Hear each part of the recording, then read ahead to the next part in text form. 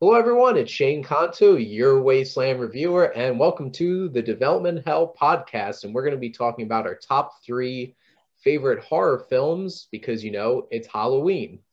And Alex isn't going to be joining us today, but it's just Matt and myself. So I have a couple of movies to see if we're going to send them to Development Hell or give them a green light. And then we'll talk about our top three favorite horror films, throw in some honorable mentions beforehand. And then I figured to make it a little more structured this time, we'll bring up one thing that each of us have been watching lately that we would recommend for people. Okay. So, getting started with what we have coming our way, and specifically this weekend, which I'm seeing this after filming today, is the new horror film Come Play. And this is based off of a short film by Jacob Chase, who's now developing it into a feature-length film starring Gillian Jacobs, John Gallagher Jr., about a monster named Larry who manifests itself through smartphones and mobile devices and haunts a young boy and his family. So like every social media app ever. No, I'm kidding. Real. So it's a regular day. How on the nose is this movie going to be about it? We'll find out. If you stick around for the credits, probably the last thing before the lights come on is going to say something like, get off of your phones, go outside, like in giant letters. So are we going to be giving this a green light, Matt? Yeah, I mean, I can laugh at it because, I was born in 1992. So I've, I went through the, oh crap, there aren't any smartphones. Oh crap, phones are getting better. Oh, there are smartphones. Oh wait, everyone's sucked into it. Okay, now we got to do something about it. Oh, This movie, I was going to say, oh, wait, they're computers in your hand now. Exactly, yeah. Like, but with this movie, like, I'm curious to see if like people that aren't like basically almost 30 watching this kind of thing and kind of looking at like, oh crap, this thing that I was born into, like I was born when Twitter was already a thing. Like, I'd be curious to know, like, is this a rated R movie? Do you know? It's PG-13. This is gonna be very interesting. And if it like catches like traction like online and stuff like that, that might be a very interesting conversation that might spark up because of this movie. Yeah, give it a green light. I'm going to give it a tentative green light too. Like, I think the idea is decent enough, and I like Gillian Jacobs and John Gallagher Jr. I've been watching The Newsroom. He's on that show. I enjoyed him in 10 Cloverfield Lane. And I don't know. It sounds like it'd be an interesting premise. I also think it's interesting it's PG-13. So we'll see how the scares are. So that's a green light. Now we got. So I'm laughing because I'm very interested to hear what you have to say about Let Him Go. And a retired sheriff and his wife grieving over the death of their son set out to find their only grandson. It is a crime thriller starring Kevin Costner and Diane Lane, which also is Ma and Pa Kent. So, yeah. Maybe three billboards except just like one notch happier. I don't know. No, that sounds interesting.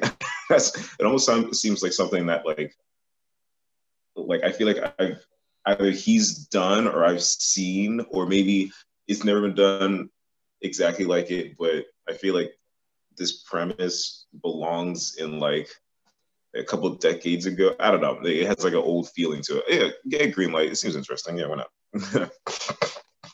I'm thinking like it seems a little too generic to me. I feel like, but like I do like Kevin Costner and I do like Diane Lane, so at least it has that going for it. But I'll give it a soft green light. Need some counter programming, right? So Come Play comes out for Halloween. Let Him Go and the rest of the films come out next weekend. So specifically November 6th weekend. So looks like Let Him Go has a bit of a green light there. And then next one is Jungleland. And this is from director Max Winkler, who did a film that came out a couple of years ago called Flower.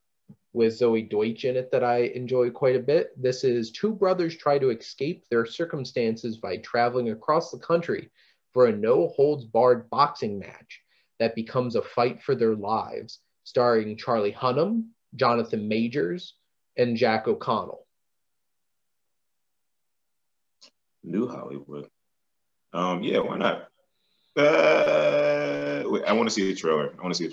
I don't know if there's a soft green light, but I want to see a trailer first. Okay. That's fair enough. Based off of the cast, and I'm really enjoying what Charlie Hunnam's been doing lately, and Jonathan Majors is doing some great stuff like The Last Black Man in San Francisco and then Lovecraft Country. So I'm pretty down on the cast, and the synopsis sounds like it'd be pretty exhilarating.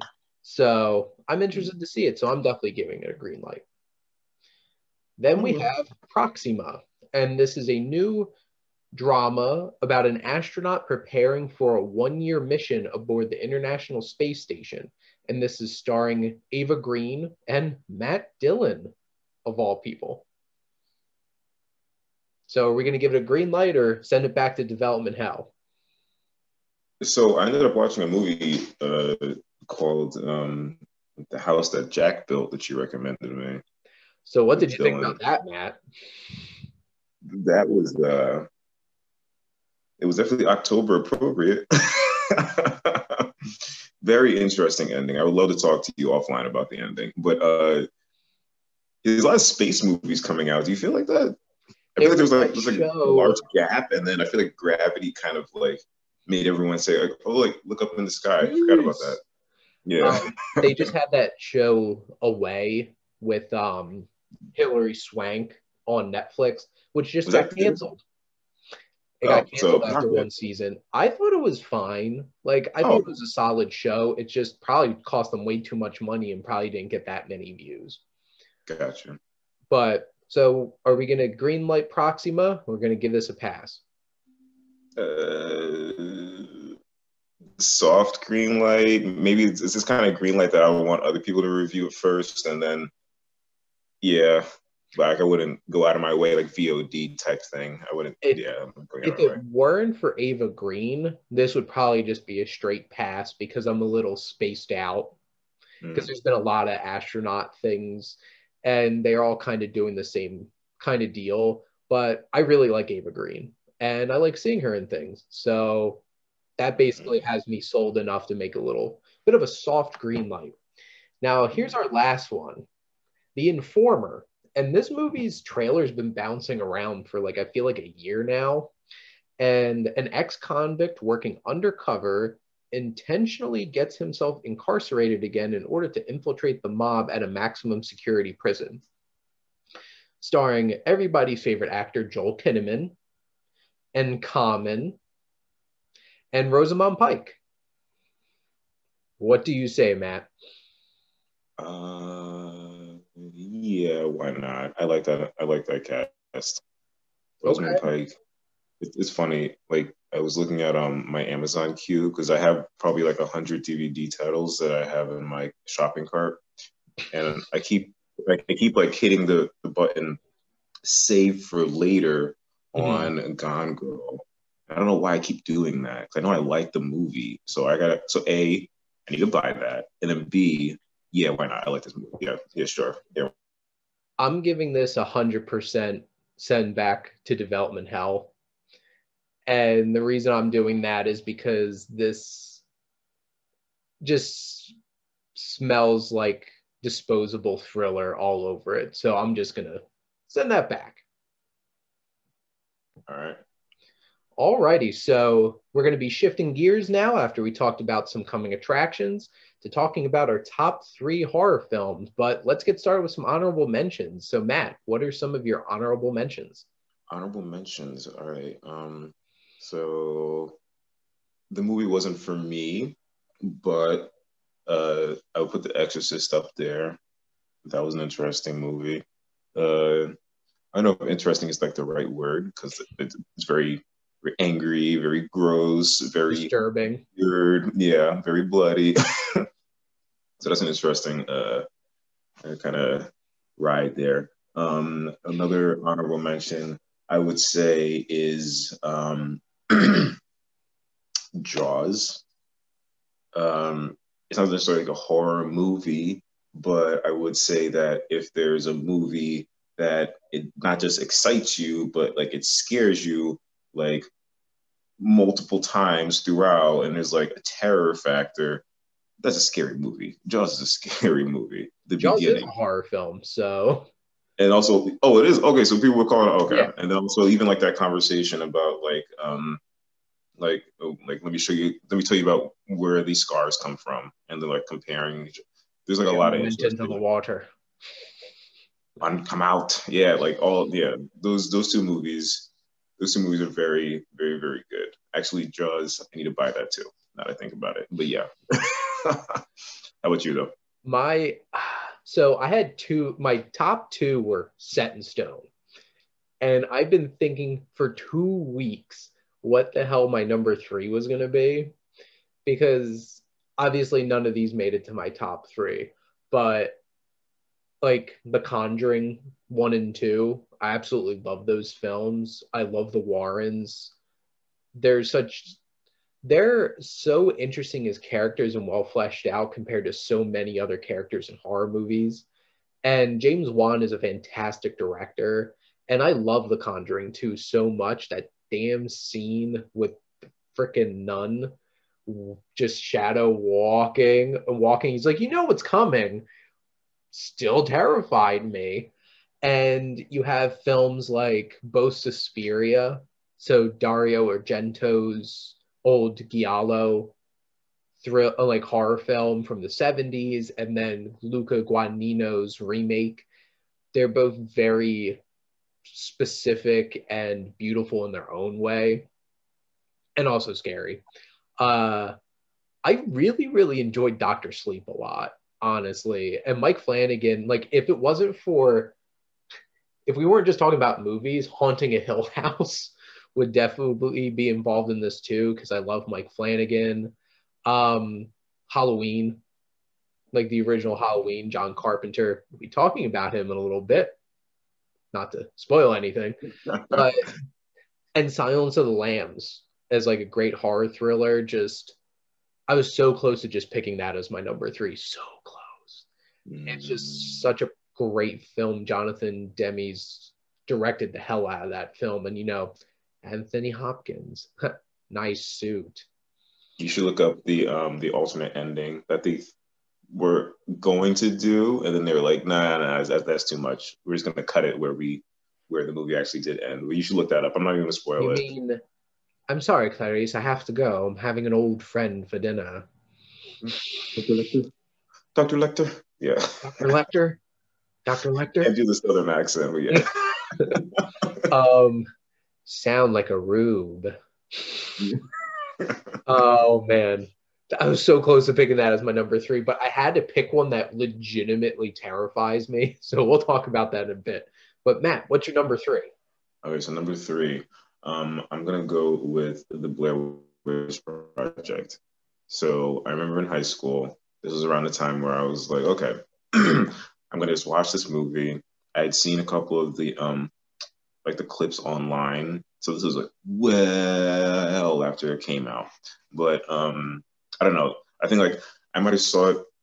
I think it was on like Bravo's top scary movies or scary movie moments of all time or something like that. Or I don't know. It was on like some giant list thing, and then people keep talking about it. Obviously, everybody knows about the Blair Witch Project, like the apology video thing, which when you watch in the context of the movie, that actually is a pretty scary and disturbing and like very well acted scene. But that ending, uh, that ending is so it's so scary and bad because like deep down, none of those people that are walking inside of that house or that whatever the hell that they're walking into, that none of them are going to like get out, and they're trying really, really hard. And like the movie has come to a point where like people are already starting to like doubt their own mind.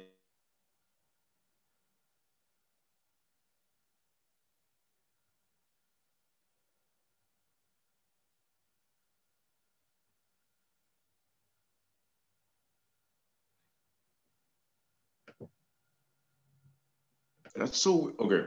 Okay. Wait. Do you want me to? Okay. No. Okay. So Matt's gonna hate me because I hate this movie. Okay. So I didn't watch this until like a couple years ago. So like I'm in my mid-20s at this point.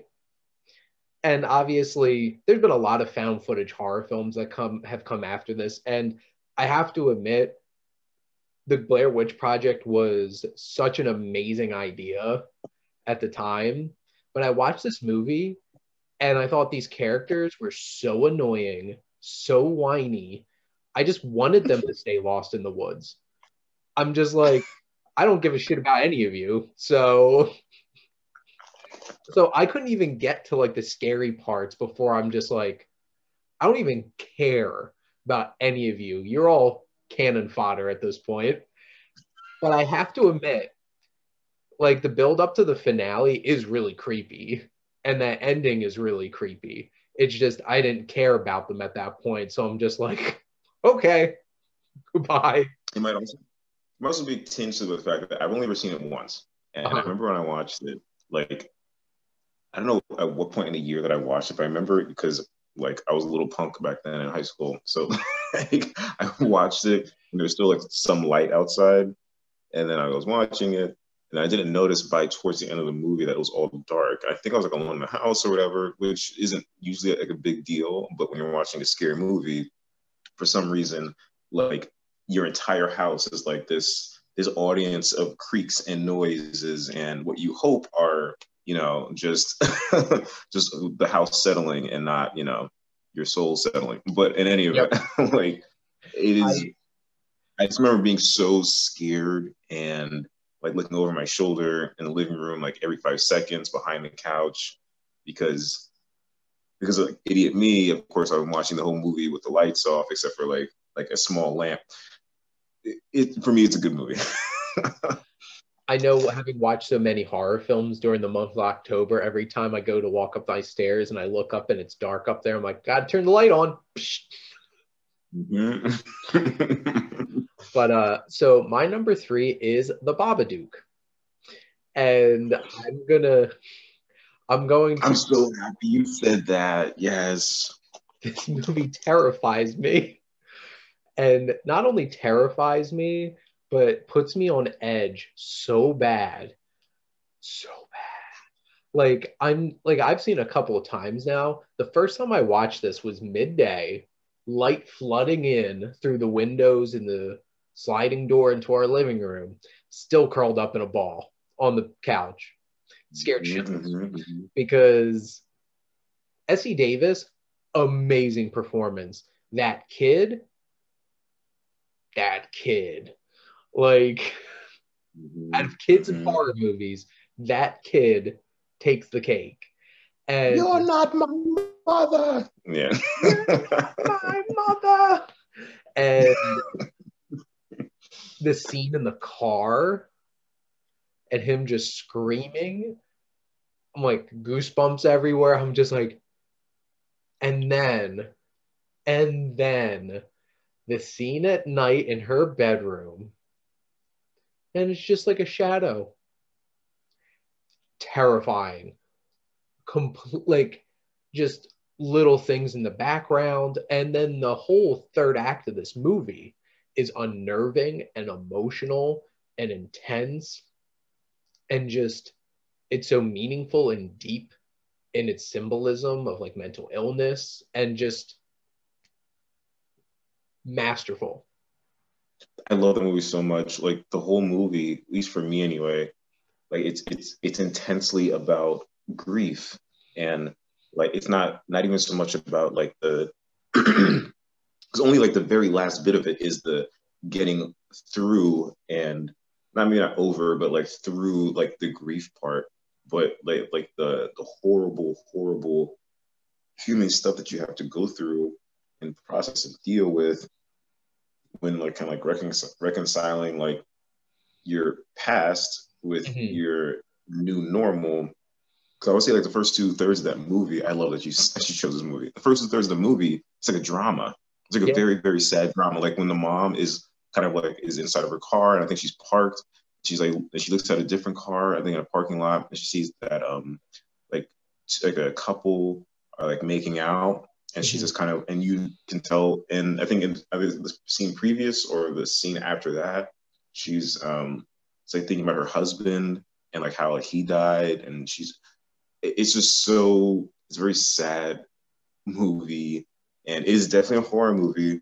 I think when you definitely know it's a horror movie when like she like things start to get a little weird, and she like picks up the phone and you hear like the bah, bah, and it's like, what the hell is that? But yeah, fantastic movie. Makes me really sad, and then scared, and then happy when it's over. Duke. Also, that's the worst book ever to give a child. What the hell? So I almost picked Hereditary for the same exact reason, which is 2/3 of an absolutely draining human drama. And then when you have nothing left in the tank, the movie turns into this crazy supernatural horror movie, and you're done. Movie has you at that point because you can't fight it. Like they just beat you down for 2 acts emotionally, and you're just like vulnerable to the point where time to play. And Bob Duke does the same thing. You're just beat down by the emotional heft of the film, and then by the time things start getting weird, you're done for. It has you. All right, Matt, what's your number 2? Okay, so excuse me. So originally, now I'm thinking about it. I'm gonna break the rules. I'm gonna make it a tie for my number 2. Okay, so I'm just gonna do it because I don't know, I'm a jerk. All right, so because we make the rules, whatever. Well, I mean, I'm the one I'm the one with the button that says send development hell. I can't go to development hell. So in one hand, I have The Reanimator, which is a fantastic 80s movie, and then in my other hand, I have A Clockwork Orange. With The Reanimator, you have, I don't know so much about, I don't know if it's like any allegory or anything like that in it, but it's based off of H.P. Lovecraft's story, and there is these, like a couple of med students, particularly one who dabble in the idea of, well, maybe science can be pushed a little bit further. Maybe we can not just like heal people, maybe we can like prevent them from dying. We're gonna experiment that with a little bit. We're gonna see what can we do. Well, we can't really experiment unless we deal with dead tissue. Okay, so and then we try. Okay, that's kind of working. Maybe we need to find more dead tissue. Oh, okay, so cadavers. That's interesting.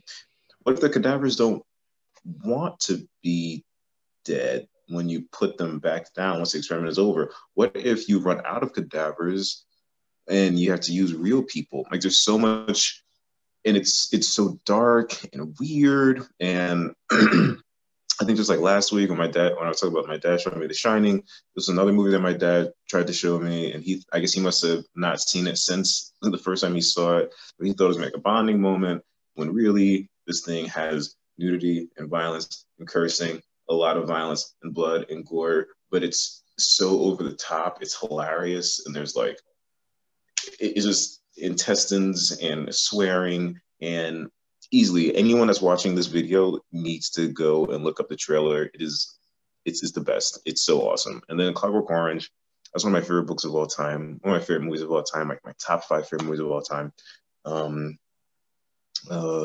I think that movie is scary, not so much because it has anything to do with the supernatural, but it's just how awful that people can sort of be and sort of treat each other. Like how deep down a disturbing, like people as a human can be towards like others, and then also how disturbing the state can be, like your government can be towards you to control you. And then if you think about it really hard, the ending, which is different from the book's ending, the ending of the movie, the ending kind of has your character kind of go through a very evil arc. And then he's kind of like, it's almost kind of like I don't want to spoil it, but I'll just say that like he you don't always have to learn a lesson in a movie. You can kind of like go through a bunch of stuff and then end up where you started, and that be bad. Because I he's was not. By the end of good, the, all right. and then Singing in the Rain, fantastic. Not really relevant, but I just had to say that. So Fantastic, two movies, fantastic. I haven't seen Reanimator, so I need to watch that. And two, basically anything Kubrick's a masterpiece. So Clockwork Orange is amazing. And I agree. It definitely looks at the horrors of humanity and the sick, twisted, and it's interesting coming from a psych person like yourself, Matt, the sick things that people could do in the name of science to people and try to do like that behavior modification and reprogram people. But Matt, poor little Alex, he was cured all right. He Oh was my something. God, that ending shot like is so perfect to capture the spirit of that movie. And it's just disturbing. Like beyond it's just disturbing, the whole entire film. And we'll be talking about some more Kubrick. Um, but my number two, dum dum dum, dum dum dum. All you need are some very subtle tones from Ennio Morricone and John Carpenter's direction to build up the most amazing paranoia in movie form in The Thing. And I love The Thing so much. John Carpenter is one of the kings of genre filmmaking, and I feel like this is his most polished. I don't know if that's the right word, but like a lot of his movies feel very like B movie. I feel like The Thing, even though like you watch it now, a lot of people will be like, the effects are amazing and terrifying. And the fact that they even made that is just crazy. The whole chest, like eating a man's hands, and just Kurt Russell being Kurt Russell, perfect lead. Keith David's great. Wilford Brimley. It's just such a great cast too. And just the tension, the build up, the blood test scene is one of my favorite scenes and one of the tensest scenes. And it's crazy because originally that scene was going to have the song Bestiality in it. Dun, dun, dun, dun, dun, dun, dun, dun, dun, dun, dun, dun, dun, dun, and it just keeps building, which Quentin Tarantino wound up using in The Hateful Eight during the coffee scene, which is very similar to this scene in the way that it builds tension. But like this scene, they decide no music, no nothing, just the characters and just the tension of building up. It's like, whose blood's the infected blood? Who were them as a thing? And that's because like the creature's so terrifying, but honestly, the most terrifying parts of the film is when you don't know. And I'm going to defend an A24 horror film called It Comes at Night because so many people are pissed off that quote unquote nothing came at night in it. But what really came is paranoia. And paranoia is one of the scariest creatures in film. And The Thing proves it. Because no matter how crazy that alien is, shape-shifting alien, those scenes where that tension is building because you don't know who is real and who's not. Invasion of the Body Snatchers does the same thing. And like The Thing is just so fantastic. And Kurt Russell's amazing. And just when he comes face to face with the creature at the end, it's just like, Wah! And he's just like, well, F you too. just it's one of my favorite lines in any movie. I'm just like, yes, Kurt Russell. But The Thing is my number Dude, two. it's a fantastic movie. I mean, I think anyone that's seen the movie, like the first thought is the very end when you don't know who actually is a creature, and it's like silence, and there's like fire, and you don't know like what's gonna happen next, and that is like a hard pill to swallow, where it's like you'll never know and also they don't know. Yeah, it's like almost on the same level as No Country for Old Men for nihilistic ending to a movie, Mm. where it's Oh, you're just like, no matter if both of them are real and like real people, if one of them's the Thing, doesn't matter. They're both screwed out there. But the thing is, if that Thing is still there, just hibernate, and will it get out? And will that whole movie be for naught? That's a really thought-provoking ending. And we still talk about it literally 40 years later. yeah. What was you said nihilistic ending, and it reminded me. What was that movie that you recommended me? I just saw it on Hulu. I forgot to text you about it. How I Was The felt about Lodge? it. Yeah. What the hell? What the hell did you tell me to watch, Shane? What the heck? That was crazy. So the moral of the story of The Lodge is F children. That's what you got from it. If you are little shits, it's gonna come back to bite you in the end. And that's like the most oversimplification of the movie's ending as you possibly can have. But yes, nihilistic ending. Very. Very.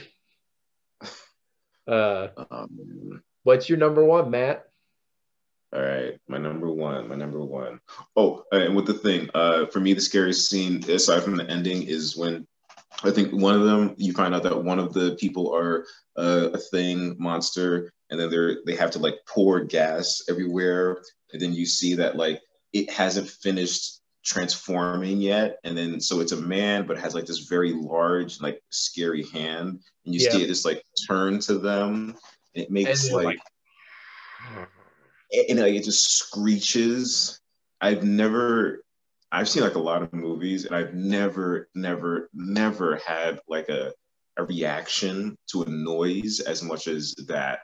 And it's like that. like, And yeah, the like that end of noise. the and like the end of the 70s invasion of the body snatchers. Yeah, crazy. But my number one, um, all right, so a few months ago, or maybe late last year, I saw a movie called Christine, and I thought that was gonna be my number one because I think everyone that watches this video should watch this movie and then tell Matt it bought me it. that movie needs to be kept alive. That is fantastic. But no, my number one is a movie that. So this is gonna sound cheap. I literally just saw it yesterday. um, it's 1992. Woo! Movie called Bram Stoker's Dracula, directed by Francis Ford Coppola, and that What do you movie mean, Keanu Reeves? exactly. But dude, there's a couple of reasons why I like this movie.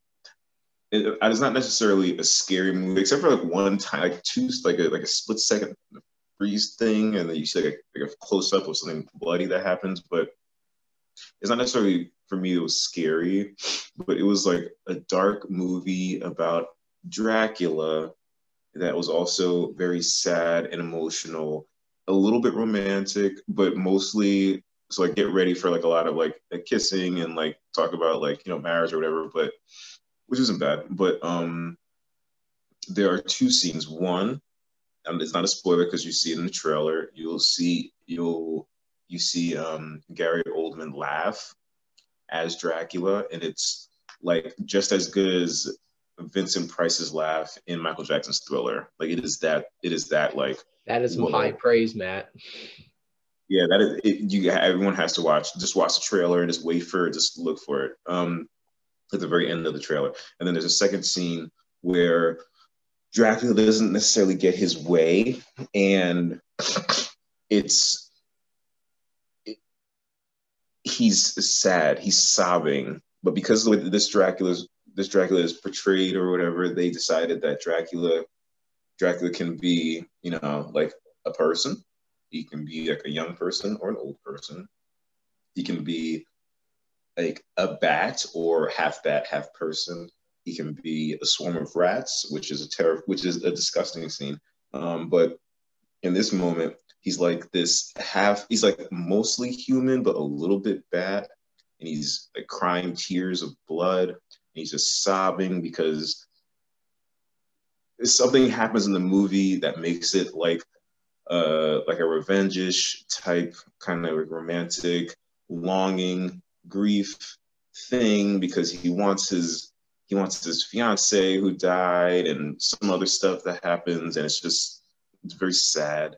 And I'm like watching this scene and I'm like, Dracula is crying and yelling and like shouting at the heavens. There's candles around, and like, why is my heart breaking for a bloodsucker right now? I'm sitting on my couch saying, what the hell am I doing? Like, I should be like pissed or like cheering that he's angry. I don't know. It's a fantastic movie. I think everyone should watch it. I think you should just put earplugs in when Keanu Reeves is on the screen. He's not on screen for that much. So it's so weird. It's like, why? You went too far. Like, just don't do that. I liked it a lot. And you have Anthony Hopkins, and he's like, I got it. Very angry Van Helsing. Wild.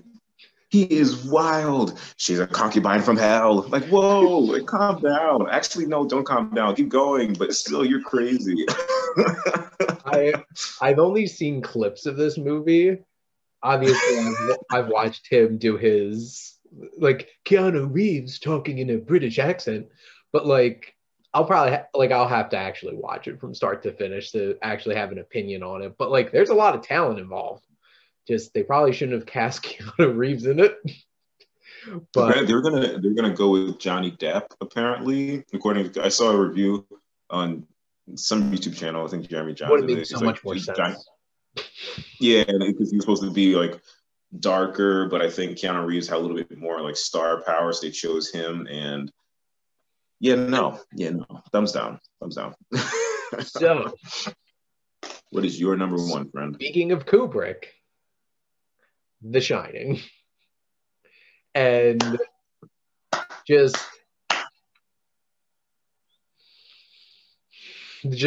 honestly, it could just be on here for just the looks that Jack Nicholson gives. And like, Jack Nicholson's performance is like next level in this movie. And even watching behind the scenes of him preparing for like the axe scene, he's just like, axe murdering. And just like, Jack Nicholson was born to be in this movie. And he just went nuts. And like, I know the arguments, like, I read the book too, and it's fantastic. And I know Stephen King doesn't like this adaptation, but let's be real here. Stanley Kubrick takes ideas of movies and does whatever the hell he wants with them. That's Stanley Kubrick. So it worked. And because the thing is, they're two very different experiences. Like, Jack Nicholson looks like, even during the interview, and he's just like, and something's up with him from the very start. And I know in the book, it's like, you really should, like, Jack Torrance is like a normalish dude dealing with his alcoholism, but like, this movie is just the most foreboding, unnerving, just atmosphere I've ever watched in a movie. Like, every second of this movie, the Overlook just looks so surreal. The steady cam and the tracking shots are just so uncomfortably and unnerving, because like, Kubrick does so many things in this film that don't feel natural. You feel like you're in some twisted fun house the whole entire movie, just how the camera moves and the colors and the symmetry and everything. The music, that it sounds like, the only way I can describe the music is that it sounds like spiders. Like, yeah. And that's the music.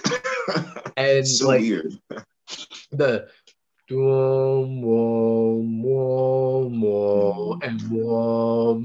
and just like, I'm actually my hair's standing up a little bit. It's just so creepy. And like there doesn't need to be jump scares. There doesn't need to be like, and there's still like shocking, weird ass things like the furry in the bedroom and like um Shelley Duvall just like turns, looks in the room, and just is like this guy in like a dog suit, and it's just like the and the music going, and like it's like the guy with like the blood running down his face is just like fun party, and just like all of the creepiness and just the unnerving bathroom that Jack Nicholson and like Jack Torrance has that conversation with Grady, and he's like, "You've always been here, Mr. Torrance." And yeah, and like even that scene, it's like, what exactly are you suggesting that I kill my family? And like Grady to get good at my job. Yeah, Grady starts off saying like this so prim and proper, and then there's just this sense of malice that just like comes over him, and like that actor I've seen pop up in a few things. He's actually in a couple. I'm pretty sure he's the dad in A Clockwork Orange, and I'm pretty sure he's also in Barry Lyndon. But like just that small scene, and he's just like, have to put them in their place, and just like that unnerving, and like him talking to the bartender, like that whole scene is just like, it's like your money isn't good here anyway, Mr. Torrance, and just so unnerving. And now I'm thinking of Bob's Burgers because they have a whole entire like homage to The Shining in one Bob's Burgers episode, and it's just so perfect. But like Kubrick's was an amazing director. Jack Nicholson is a powerhouse, and just the thing is like, honey, you didn't let me finish. I don't want to hurt you. I just want to bash your brains in. And, and he's just like, he's like, I'll huff and I'll puff and I'll blow your house in. And just, like, I know at the time this got a bunch of Razzies, which, how? F the Razzies. But, like, just, this is like a perfect horror film. Alrighty, so we're getting into our last segment today, and that is we're going to be talking about what we've been watching. Now, we're going to each give one thing that we've watched recently that we want to recommend to everyone. I'm going to shamelessly plug Archer because I can never resist the opportunity to. This 11th season just ended this past week, and it was an amazing return to form for Archer. The past 3 seasons were like dream sequences, lampooning famous movies and like genres. And I was just happy to have Archer back because one of my favorite things about the show is the relationships between the characters. And they have a 3-year jump. Archer was in a coma, and basically it's just a blast having all the characters back and them trying to deal with the fact that all of these characters progressed in 3 years without Archer, and what's Archer going to do to regress them all? And trying to reconnect with them. And honestly, that becomes an interesting theme of the season is, are they better off without him? And it's still hilarious. So many great gags and characters. And I just couldn't resist being like, if you haven't watched Archer at all, go catch up on all 11 seasons and you'll have a blast. It's on Hulu. And I also want to shamelessly be like, Mandalorian came back this week. So all up on the hype train. I love the season premiere. So go check it out.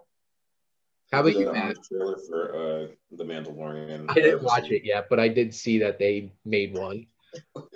I liked it. I've never even seen season 1 Mandalorian, but I did like watching that. There's like there's a lot of jokes, like regular.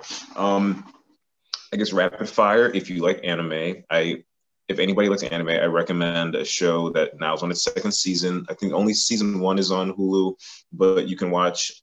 Anyone can make an account on Crunchyroll.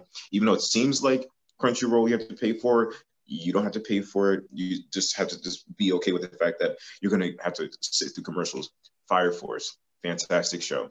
Fire Force, Fire Force, Fire Force. So that's an excellent anime.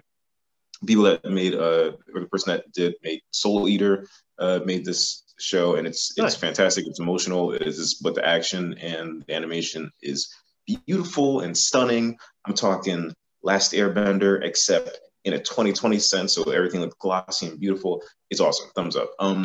I recommend, even though I said it last week, what Keeps You Alive on Netflix. Mhm. Everyone should watch that. The Boys, I think everyone should watch that. That's on Amazon Prime. Let me see.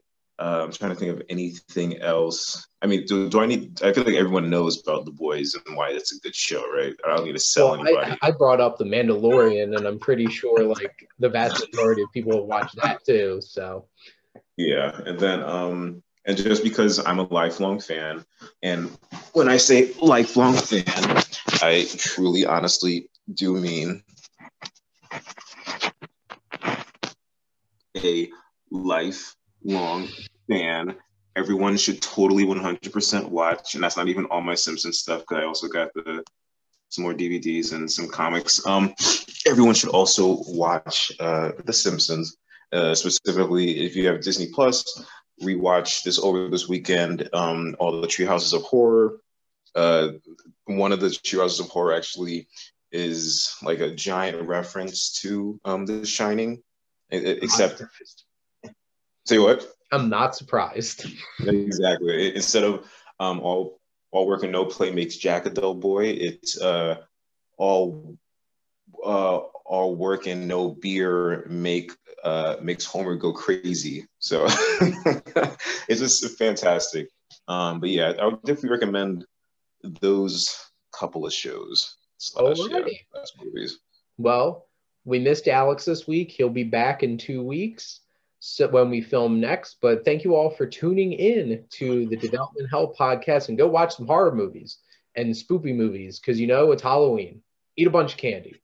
But thank you as always for tuning in and supporting your Wasteland reviewer. Bye, guys.